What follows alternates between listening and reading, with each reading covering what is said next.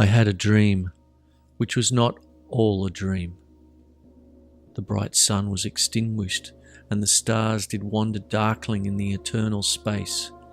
Rayless and pathless, and the icy earth swung blind and blackening in the moonless air. Morning came and went and came and brought no day, and men forgot their passions in the dread of this their desolation, and all hearts were chilled into a selfish prayer for light, as they did live by watchfires, and the thrones, the palaces of crowned kings, the huts, the habitations of all things which dwell, were burnt for beacons. Cities were consumed, and men were gathered round their blazing homes to look once more into each other's face.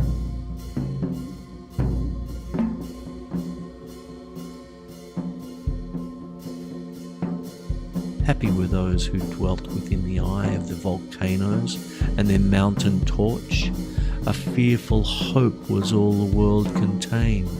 Forests were set on fire, but hour by hour they fell and faded, and the crackling trunks extinguished with a crash, and all was black. The brows of men by the despairing light wore an unearthly aspect, as by fits the flashes fell upon them. Some lay down and hid their eyes and wept, and some did rest their chins upon their clenched hands and smiled, and others hurried to and fro and fed their funeral piles with fuel, and looked up with mad disquietude on the dull sky, the pall of a past world, and then again with curses cast them down upon the dust, and gnashed their teeth and howled. The wild birds shrieked, and terrified did flutter on the ground, and flapped their useless wings. The wildest brutes came tame and tremulous, and vipers crawled and twinned themselves among the multitude, hissing but stingless. They were slain for food. And war, which for a moment was no more, did glut himself again. A meal was bought with blood, and each sate suddenly apart, gorging himself in gloom. No love was left. All earth was but one thought, and that was death, immediate and inglorious, and the pang of famine fed upon all entrails. Men died, and their bones were tombless as their flesh. The meagre by the meagre were devoured. Even dogs assailed their masters, all save one. And he was faithful to a course, and kept the birds and the beast and famished men at bay, till hunger clung them of the dropping dead, lured their lank jaws.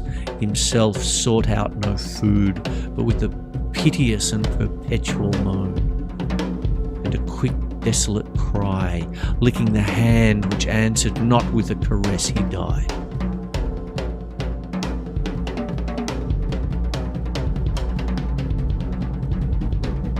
The crowd was famished by degrees, but two of an enormous city did survive, and they were enemies.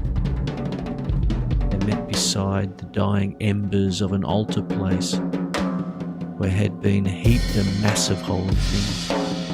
For an unholy usage, they racked up, and shivering scrapped with their cold skeleton hands the feeble ashes, and their feeble breath blew for a little life and made a flame, which was a mockery. Then they lifted up their eyes as it grew lighter, and beheld each other's aspects, saw, and shrieked and died. Even of their mutual hideousness they died, unknowing who he was upon whose brow famine had written fiend. The world was void, the populous and the powerful was a lump, seasonless, herbless, treeless, manless, lifeless. A lump of death, a chaos of hard clay. The rivers, lakes, and ocean all stood still. And nothing stirred in their silent depths. Ships sailorless lay rotting on the sea, and their masts fell down piecemeal. As they dropped, they slept on the abyss without a surge. The waves were dead. The tides were in their grave. The moon, their mistress, had expired before. The winds were withered in the stagnant air, and the clouds perished. Darkness had no need of aid from them. She was the universe.